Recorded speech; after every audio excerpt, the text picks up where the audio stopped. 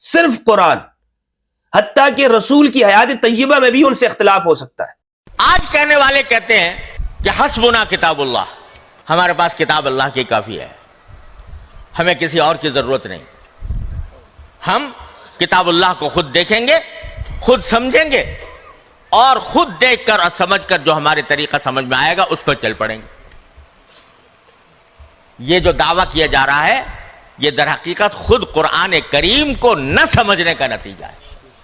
لیکن آپ کے نزدیک جو خلفائے راشدین کی تعریف ہے، آپ نے ان سے اختلاف کر دیا، تو حضرت عمر رضی اللہ تعالیٰ عنہ سے آپ پورا مکتب آپ کا ختم، پورا مکتب۔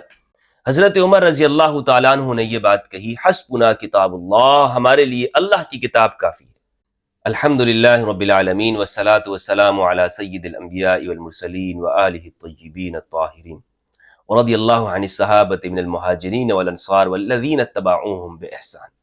السلام علیکم ورحمۃ اللہ وبرکاتہ۔ رسول اللہ صلی اللہ علیہ وآلہ وسلم کی حیات طیبہ میں ہی رسول سے اختلاف کیا گیا، یعنی یہ بات کہی گئی کہ ہمارے لیے اللہ کی کتاب کافی ہے، اور یہ بات اہل سنت والجماعت کی اصح صحیح درجے کی کتابوں کے اندر موجود ہے۔ حضرت عمر رضی اللہ تعالیٰ عنہ نے یہ بات کہی، حسبنا کتاب اللہ، ہمارے لیے اللہ کی کتاب کافی ہے۔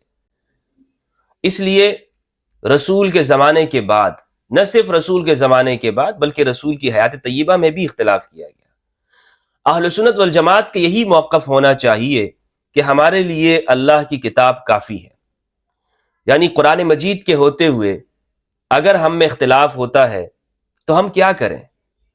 کیا ہم دوسری کتابوں کی طرف جائیں؟ کیا ہم دوسرا رہنما تلاش کر سکتے ہیں، کسی اور کی پیروی کر سکتے ہیں؟ تو اہل سنت کا موقف یہ ہونا چاہیے تھا، حسبنا کتاب اللہ، ہمارے لیے اللہ کی کتاب کافی ہے، ہمیں کسی روایت کی ضرورت نہیں ہے، کسی سنت کی ہمیں ضرورت نہیں ہے۔ لیکن آج ہم یہ سنتے ہیں کہ اہل سنت کے جو نمائندہ مفتیان اعظام ہیں، مفتی اعظم ہیں، وہ یہ بات کرتے ہیں کہ نہیں، یہ بات درست نہیں ہے۔ جو شخص بھی یہ کہتا ہو کہ ہمارے لیے اللہ کی کتاب کافی ہے، وہ قرآن نہیں سمجھتا ہے، اسے قرآن فہمی حاصل نہیں ہے، قرآن کا درک نہیں رکھتا قرآن، بلکہ وہ گمراہ ہے ایسا شخص کہ جو بھی یہ کہتا ہو حسبنا کتاب اللہ۔ تو یہ ڈبل سٹینڈرڈ کیوں ہے؟ ہونا یہ چاہیے کہ ہمارے اہل سنت کا موقف یہ ہو کہ ہمارے لیے اللہ کی کتاب کافی ہے، سنت یا حدیث اس کی اللہ کی کتاب کے مقابلے میں کوئی حیثیت نہیں ہونی چاہیے۔ یہ اہل سنت کا موقف، کیونکہ حضرت عمر رضی اللہ عنہ نے نبی صلی اللہ علیہ وآلہ وسلم سے حیات طیبہ میں، ظاہری حیات میں اختلاف کیا، اور اسی لیے ہمارے ہاں محدثین نے یہ ٹائٹل، یہ عنوان دیا ہے کہ اختلاف کی وجہ سے پیغمبر اکرم کا وصیت کو نہ لکھنا، یہ عنوان دیا ہے محدثین کرام نے۔ اور یہ کوئی وہ محدث نہیں ہے جنہیں ہم کہیں کہ تیسرے درجے کے یا چوتھے درجے کے ہیں، شیخین جن کو کہا جاتا ہے، بخاری اور مسلم۔ اس لیے بخاری اور مسلم کے مقلدین کو یہ بات سمجھنا ہوگی کہ ان کے لیے صرف اور صرف اللہ کی کتاب ہے، سنت کی بات نہیں کریں، سنت کی بات ان کے لیے کوئی حجت نہیں۔ جب پیغمبر، خود زندہ پیغمبر ان کے لیے حجت نہیں ہے اور ان سے اختلاف ہو سکتا ہے اور کیا گیا ہے، تو پھر جب رسول اس دنیا میں نہیں ہے اور میت ہیں، انک میت وانہم میتون، وہ میت ہیں، تو پھر ان کے بعد پھر آپ کس طرح یہ بات کر سکتے ہیں کہ ہمارے لیے حدیث حدیث حدیث حدیث؟ بات سمجھ میں آ گئی؟ پاکستان کے مفتی اعظم دیوبندیوں کے جناب مفتی تقی عثمانی صاحب حفظہ اللہ، ان کا ایک کلپ مجھے کسی نے بھیجا، اس میں یہ فرما رہے ہیں کہ جو شخص بھی یہ بات کرتا ہے کہ میں قرآن سمجھ لوں گا اور ہمارے لیے اللہ کی کتاب کافی ہے، یہ شخص قرآن سے نابلد ہے، اسے قرآن فہمی نہیں ہے۔ تقی صاحب، میں آپ کو بتانا چاہتا ہوں کہ آپ کا یہ ڈبل سٹینڈرڈ ہے، آپ لوگوں کو اپنی اصلیت نہیں بتا رہے ہیں، لوگوں سے آپ اپنی اصلیت چھپا رہے ہیں۔ اہل سنت کا موقف یہ ہے کہ ہمارے لیے اللہ کی کتاب کافی ہے۔ اس لیے تقی عثمانی صاحب، آپ اس معاملے میں جو یہ کہہ رہے ہیں، تو آپ نے حضرت عمر سے اختلاف کر دیا۔ حضرت عمر صحابی رسول ہیں، اور اہل سنت کا موقف یہ بات میں اس لیے کر رہا ہوں کہ یہی ہونا چاہیے، ہمارے لیے اللہ کی کتاب کافی ہے، اس لیے کہ اہل سنت والجماعت ایک طرف تو یہ بات کرتے ہیں کہ صحابہ کرام میں سب سے زیادہ جو فضیلت حاصل ہے وہ خلفائے راشدین کو ہے، اور دوسری بات یہ کرتے ہیں کہ قرآن فہمی کے اندر، سنت کے سمجھنے میں، سیرت کے سمجھنے میں، دین کے فہم کے اندر ہمارے لیے صحابہ کرام حجت ہیں۔ یہ بات اہل سنت کرتے ہیں یا نہیں کرتے؟ بس صحابہ کے سامنے ہماری آنکھیں بند ہیں۔ جب یہ بات کرتے ہیں تو پھر حضرت عمر کے موقف کے سامنے کہ جو انہوں نے پیغمبر کے سامنے اپنا سٹیٹمنٹ دیا ہے اور محدثین نے اسے نقل کیا ہے، تقی عثمانی صاحب آپ کی یا کسی اور مفتی کی کیا حجت ہے؟ کیا حیثیت باقی بچ جاتی ہے کہ آپ کہتے ہیں کہ نہیں، حضرت عمر رضی اللہ تعالیٰ عنہ تو یہ کہتے ہوں کہ ہمارے لیے اللہ کی کتاب کافی ہے، اور تقی عثمانی صاحب کہہ رہے ہیں کہ نہیں، اللہ کی کتاب کیسے کافی ہے، ہمارے لیے تو سنت بھی اور حدیث بھی ہے۔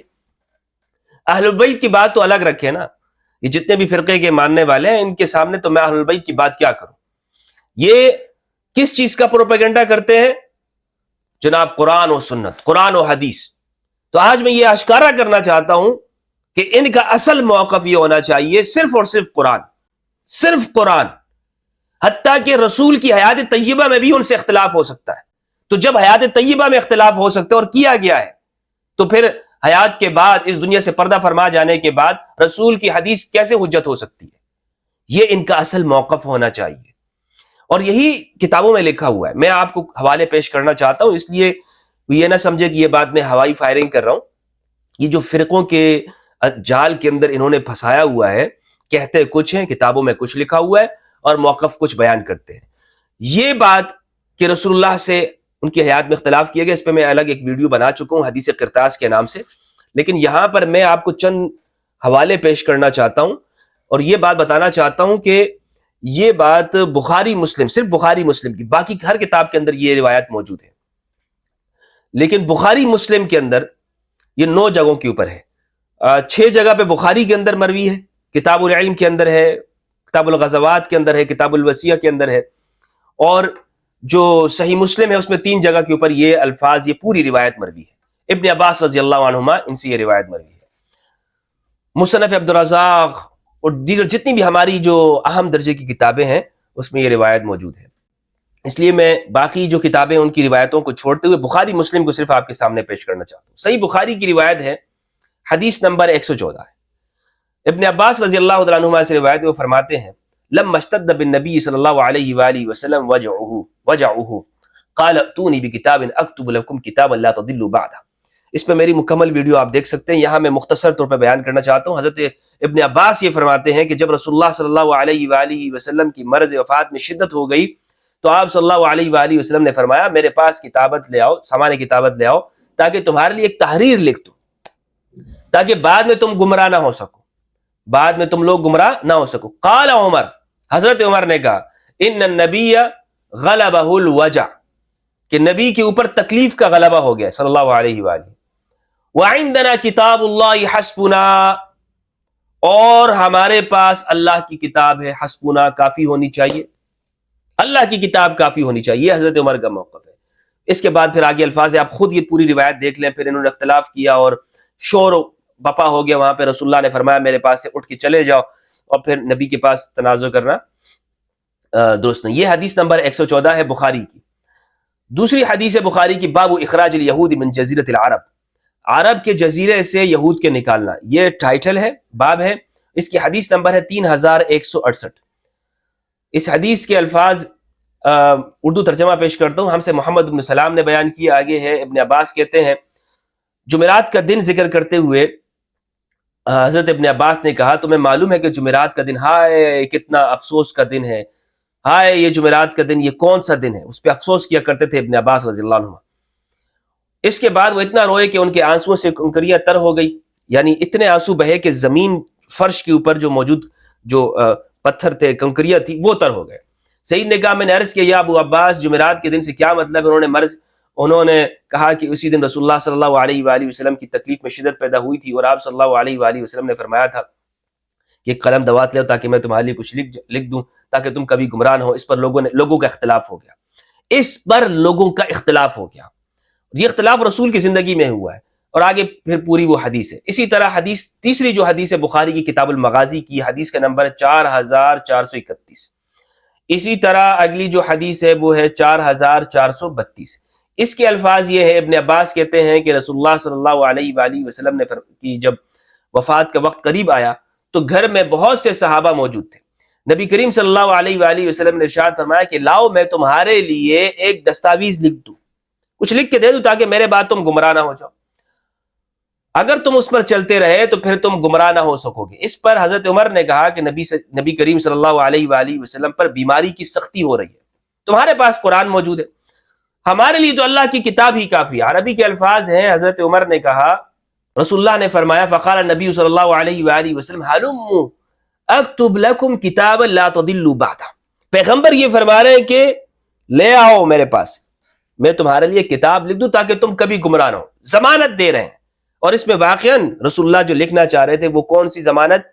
وہ غدیر خم والی ضمانت، اس لیے کہ دونوں الفاظ ایک جیسے ملتے ہیں، یعنی وہاں حدیث ثقلین حدیث غدیر میں فرمایا کہ میں تمہارے درمیان میں کتاب اور عطرت چھوڑ کے جا رہا ہوں، تم کبھی گمراہ نہیں ہوگے جب تک کہ ان کی پیروی کرو گے، اور اس حدیث میں فرمایا کہ میرے پاس دستاویز میں تمہیں لکھنا چاہتا ہوں تاکہ تم میرے بعد کبھی گمراہ نہ ہو، تو دونوں کے جو مفاہیم ہیں وہ ملتے جلتے ہیں۔ تو جب رسول اللہ نے یہ فرمایا میں تمہارے لیے لکھنا چاہتا ہوں وصیت، تو کچھ لوگوں نے کہا کہ رسول اللہ کے اوپر تکلیف کا غلبہ ہو گیا ہے، اور تمہارے پاس قرآن موجود ہے، حسبنا کتاب اللہ، ہمارے لیے اللہ کی کتاب کافی ہے۔ یعنی جتنی بھی روایات ہیں اس میں یہی بات ہے کہ پیغمبر کے سامنے ہوتے ہوئے یہ کہا جا رہا ہے کہ ہمارے لیے اللہ کی کتاب کافی ہے، ہمارے لیے اللہ کی کتاب۔ یعنی یہ سوچئے یہ جو بات ہے، یہ لوگ جو کہتے ہیں نا اہل الحدیث، ہم حدیث کے ماننے والے ہیں، حدیث کے اوپر چلیں گے، حدیث کے اوپر، او بھائی حضرت عمر حدیث سنت سامنے موجود ہے، سراپا سنت، خاتم النبیین موجود ہے، ان سے اختلاف ہو رہا ہے، تو پھر آپ کے لیے حدیث کیسے حجت ہے؟ کیسے، کس زبان سے آپ کہتے ہیں کہ ہمارے لیے ہم حدیث والے؟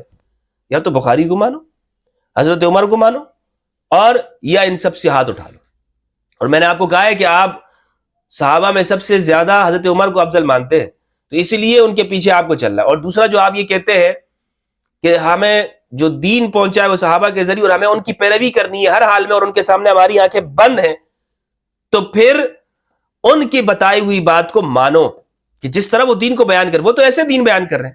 اسی لیے آپ نے دیکھا ہوگا کہ جو روایات ہیں، اور محدثین نے اس کو لکھا ہے، ناصر حسن گیلانی رحمہ اللہ نے تدوین حدیث کتاب لکھی، اس میں انہوں نے بتایا ہے کہ صحابہ کرام کس صحابی کے زمانے میں روایات کیوں کم ہیں، اور حضرت ابوبکر رضی اللہ عنہ کے زمانے میں جو انہوں نے روایات کا صحیفہ جلا دیا تھا، ذہبی نے اس کو لکھا ہے اور محدثین نے اس کو بیان کیا ہے، پریشان تھے، میں اس کو کئی جگہ پہ بیان کر چکا ہوں۔ حضرت عمر کے زمانے میں ابو ہریرہ رضی اللہ تعالیٰ عنہ کو حدیث بیان کرنے کے اوپر پٹائی ہوتی تھی، ابو ہریرہ کہا کرتے تھے، وہ بعد میں وہ معاویہ بن ابی سفیان کے خیمے میں جا کر شام میں حضرت ابو ہریرہ روایات بیان کرتے تھے، اور رات کو بیٹھتے تھے اور صبح تک بیان کرتے تھے۔ یہ تو انہیں معاویہ بن ابی سفیان کے زمانے میں روایات بیان کرنے کی اجازت ملی، ورنہ حضرت عمر کے زمانے میں ابو ہریرہ ہوتے اور یہ روایتیں اس طرح بیان کرتے، کئی مرتبہ ان کو مارا گیا، زخمی کیا گیا، حضرت ابو ہریرہ رضی اللہ تعالیٰ عنہ کو۔ حضرت عمر منع کرتے تھے روایات بیان کرنے کے اوپر، تو اور حضرت عثمان کے زمانے میں بھی روایات، صرف اور صرف مولا علی واحد ہے کہ جن کے زمانے میں روایات زیادہ بیان کی گئی، اور یہی آپ دیکھ لیں کہ اہل حدیث ہو یا اہل سنت ہو، وہاں پر ہم روایات کم لیتے ہیں۔ یہ عجیب بات نہیں ہے کہ جس زمانے میں روایت سب سے زیادہ بیان کی گئی اس زمانے کی روایتیں نہیں ہیں، اور جس زمانے میں روایتوں پر پابندی تھی اسی زمانے کے اوپر جناب فضائل بھی ہیں اور زمانے کی روایتیں بھی ہیں۔ تو یہ روایت کا نمبر تھا 4432۔ حضرت عمر نے کہا کہ نہیں، ہمارے لیے اللہ کی کتاب کافی ہے، تو یہ اختلاف ہوا، بلکہ جھگڑا ہوا ہے، واختصموا، پیغمبر کے ہوتے ہوئے جھگڑا ہوا ہے، آپس میں جھگڑے ہیں، اور جلیل القدر صحابہ جو یہاں پر موجود ہیں وہ آپس میں جھگڑا، ان کا اختصام ہوا ہے، ایک دوسرے کے ساتھ جھگڑے ہیں۔ اور اس میں جو مولا علی علیہ السلام ان کا جو موقف تھا وہ یہ ہے کہ رسول اللہ صلی اللہ علیہ وآلہ وسلم کو قلم دوات قریب کر دینا چاہیے اور لکھ دینا چاہیے، اور یہ ہمیں روایات میں موجود نہیں کہ اس موقع پر امام علی موجود تھے یا نہیں ہے، یہ روایات میں نہیں ہے، لیکن جو وہاں پر دیگر لوگ موجود ہیں، دو گروہ ہو گئے تھے۔ ایک گروہ وہ یہ کہتا تھا نہیں، لکھنے کی ضرورت نہیں ہے، ہمارے لیے اللہ کی کتاب کافی ہے، اور دوسرا گروہ یہ کہتا تھا کہ نہیں، قلم دوات دے دینی چاہیے۔ تو جب ان کا آپس میں اختلاف ہو گیا اور پیغمبر کے ہوتے ہوئے ہوا، تو پھر رسول اللہ نے ان سے وہ نعمت چھین لی۔ اگر رسول اللہ وہ وصیت لکھوا دیتے اور لکھوانے دی جاتی تو آج امت کا یہ حال نہ ہوتا۔ بلا شک و شبہ رسول اللہ نے گارنٹی دی، ضمانت دی کہ میرے بعد تم گمراہ نہیں ہوگے، کوئی فرقہ نہ بنتا اگر رسول اللہ صلی اللہ علیہ وآلہ وسلم کو وصیت لکھنے دی جاتی، کوئی فرقہ نہ بنتا۔ کوئی اختلاف نہ ہوتا اس امت کی گردنیں نہ کٹتی، سر تن سے جدا نہ ہوتے، اور یہ امت ترقی کی جانب ہوتی اگر وہ وصیت لکھوا دی جانب۔ حدیث نمبر، اگلی حدیث بخاری کی ہے، باب کراہیت الخلاف، اختلاف کا ناپسند ہونا، یہ چیپٹر ہے اور یہ باب ہے۔ کتاب کا نام ہے الاعتصام بالکتاب والسنہ، اور باب کا نام ہے کراہیت الاختلاف، اختلاف کا ناپسندیدہ ہونا۔ حدیث نمبر ہے 7366، 7366، بلکہ میں یہیں سے بتا دیتا ہوں۔ اور وہی حدیث ہے، اس میں ابن عباس کہتے ہیں کہ جب رسول اللہ صلی اللہ علیہ وآلہ وسلم پر تکلیف کا غلبہ ہوا تو آپ نے فرمایا کہ میرے پاس قلم دوات لے، میں تمہیں کتاب لکھ کے دے دوں تاکہ تم میرے بعد کبھی گمراہ نہ ہو۔ حضرت عمر نے کہا کہ پیغمبر پر تکلیف ہے، ہمارے لیے اللہ کی کتاب کافی ہے۔ اچھا، کتاب الجہاد والسیر کی روایت ہے، اور اس کے اندر ہے باب هل یستشفع الی اہل الذمۃ ومعاملتهم، ذمیوں کی سفارش اور ان سے کیسا معاملہ کیا جائے۔ حدیث نمبر ہے 3053، اس میں بھی یہی بات ہے کہ رسول اللہ صلی اللہ علیہ وآلہ وسلم نے کہا فرمایا، اور کچھ لوگوں نے کہا حجر رسول اللہ صلی اللہ علیہ وآلہ وسلم، رسول اللہ نے حجرہ کے معنی بڑے خطرناک ہیں۔ حجرہ کے جو معنی ہیں کہ اس کے معنی یعنی رسول اللہ صلی اللہ علیہ وآلہ وسلم، یہ جو مولانا داؤد راز صاحب ہیں، انہوں نے اس کا ترجمہ کیا ہے، انہوں نے اس کا ترجمہ کوئی خاص نہیں کیا بلکہ چھوڑ دیا انہوں نے اس کا ترجمہ، داؤد راز سلفی صاحب نے اس کا ترجمہ ہے حجرہ رسول اللہ، حجرہ ہجرت سے، یعنی رسول اللہ صلی اللہ علیہ وآلہ وسلم جو اپنا توازن ہے وہ کھو بیٹھے ہیں، علیاذ باللہ، یہ اس کا معنی بنتا ہے، جو اس کا اصل معنی ہے۔ یہ جس نے بھی یہ بات کہی ہے یہ بڑی خطرناک بات ہے۔ قال دعونی فالذی انا فیہ خیر مما تدعونی الیہ واوصى عند موتی بثلاث، تو آپ نے فرمایا کہ چھوڑ دو مجھے، جس چیز کی طرف تم مجھے بلاتے ہو اس سے میں بہتر ہوں کہ میں جس حالت میں ہوں۔ پھر آپ صلی اللہ علیہ وآلہ وسلم نے 3 وصیتیں فرمائی تھی، مشرکین کو جزیرہ عرب سے باہر کر دینا، دوسرے یہ کہ وفود سے ایسا ہی سلوک کرتے رہنا جیسے میں کرتا ہوں، تیسری بات وہ کہتے ہیں میں بھول گیا، راوی کہتے تیسری بات میں بھول گیا۔ یعنی یہ کیسے دین پہنچانا ہوا کہ جو آگے راوی جو ہیں ابن عباس نہیں کہہ رہے ہیں، یہ جو ابن عباس سے جنہوں نے یہ روایت سنی ہے، سعید بن جبیر، وہ انہوں نے آگے پھر اس کو بیان نہیں کیا ہے، یا بخاری کے جو استاد ہیں وغیرہ۔ تو بہرحال اس سے یہ معلوم ہوا کہ رسول اللہ صلی اللہ علیہ وآلہ وسلم سے اختلاف کیا گیا۔ اگلی جو روایت ہے وہ ہے صحیح مسلم کی روایت، باب ترک الوصیۃ لمن لیس لہ شیء یوصی فیہ۔ اس کا عنوان یہ دیا ہے، یہ اصل میں جو مسلم کے عنوانات دیے ہیں یہ نووی رحمہ اللہ نے دیے ہیں۔ اب نووی رحمہ اللہ ان سے درگزر فرمایا، ان کی دیکھیں انہوں نے چالاکی کیا کی ہے یہاں پر۔ اب حدیث کے اندر یہ بات موجود نہیں ہے کہ جس کے پاس جو اس دنیا سے جا رہا ہے، جس کی وفات ہو رہی ہے اور اس کے پاس کوئی مال نہیں ہے تو اسے وصیت چھوڑ دینی چاہیے، روایت یہ نہیں ہے۔ لیکن اس کا عنوان انہوں نے کیا دیا، یہ کہہ رہے ہیں کہ جس کے پاس چھوڑنے کے لیے کچھ نہ ہو، آگے ورثاء تک منتقل کرنے کے لیے کوئی مال وغیرہ نہ ہو، تو وہ وصیت کو چھوڑ دے۔ بھائی کیا یہاں پر رسول اللہ مال کی وصیت لکھوانا چاہ رہے ہیں؟ حضور نے فرمایا میں تمہیں لاؤ قلم دوات لاؤ، ایسی وصیت لکھ دوں کہ میرے بعد تم گمراہ نہ ہو، یعنی دین کے بارے میں وصیت لکھوانا چاہ رہے ہیں، مال کے بارے میں وصیت نہیں لکھوانا چاہ رہے۔ لیکن اس کا تاثر کیا دینے کی کوشش کی کہ گویا کہ یہ وصیت کس چیز کی ہے، کس چیز کی ہے؟ یہ دنیا کی چیز وصیت ہے، حالانکہ حضور ان چیزوں کی وصیت نہیں لکھوانا چاہ رہے تھے۔ تو یہ عنوانات کے ذریعے سے نووی رحمہ اللہ نے مسلم کے اندر یہ کام کیا، اور جو لوگوں کو عقل مند لوگ ہیں وہ یہ بات سمجھ جاتے ہیں۔ صحیح مسلم کی روایت ہے 4232، اور اسی طرح 4233، 4234 سب میں یہ روایت موجود ہے کہ رسول اللہ صلی اللہ علیہ وآلہ وسلم نے فرمایا کہ لاؤ میرے لیے تم، ابن عباس فرماتے ہیں قلم دوات لاؤ، میں تمہاری لیے وصیت لکھ دوں، تم کبھی گمراہ نہیں ہوگے، ہمیشہ کبھی گمراہ نہیں ہوگے۔ تو یہ بخاری مسلم سے جو میں نے آپ کو 9 روایات پیش کی ہے، مصنف عبدالرزاق کے اندر بھی روایت موجود ہیں، اور دیگر صحیح کتابوں کے اندر، مسند احمد کے اندر بھی۔ تو اس سے کیا معلوم ہوا؟ اور طبقات کے اندر تو بڑی تفصیل موجود، طبقات الکبیر، طبقات الکبریٰ کے اندر ابن سعد کی، اور جسے مزید تفصیل دیکھنے کی ضرورت ہو تو میری ویڈیو دیکھ لیں۔ اس روایت سے یہ بات معلوم ہوئی کہ تقی عثمانی صاحب، آپ کا یہ کہنا کہ جو شخص یہ بات کرتا ہے کہ ہمارے لیے اللہ کی کتاب کافی، آپ حضرت عمر سے اختلاف کر رہے ہو، اس لیے آپ رافضی ہو گئے، اور جو شخص صحابہ سے اختلاف کرتا ہے آپ ہی کی بنائی ہوئی تعریف کے مطابق، اور خلفائے راشدین میں سے، میرے نزدیک تو خلفائے راشدین کی الگ ایک تعریف ہے، لیکن آپ کے نزدیک جو خلفائے راشدین کی تعریف ہے آپ نے ان سے اختلاف کر دیا، تو حضرت عمر رضی اللہ تعالیٰ عنہ سے آپ پورا مکتب آپ کا ختم، پورا مکتب ختم ہے۔ آج کے بعد آپ نے یہ نہیں کہنا کہ ہم اہل الحدیث ہیں، ہم اہل سنت ہیں، نہیں، آپ نے یہ کہنا ہے کہ ہم حضرت عمر کے ماننے والے ہیں، ہم اصحاب عمر ہیں، ہم حضرت عمر کے پیچھے چلنے والے ہیں۔ اور روایت بھی موجود ہے جس میں آپ کو شرمانے کی ضرورت نہیں ہے، آپ کو اس کو قبول کرے۔ آپ شرماتے کیوں ہیں لوگوں کے سامنے؟ یا تو آپ فتویٰ لگائیں کہ حضرت عمر نے یہ بات غلط کی، حسبنا کتاب اللہ، کوئی موجود ہے آپ کی جانب سے؟ اللہ سبحانہ وتعالیٰ سے دعا ہے کہ پروردگار ہمیں قرآن مجید میں تدبر کرنے اور اہل بیت کی معرفت عطا فرمائے۔ السلام علیکم ورحمۃ اللہ۔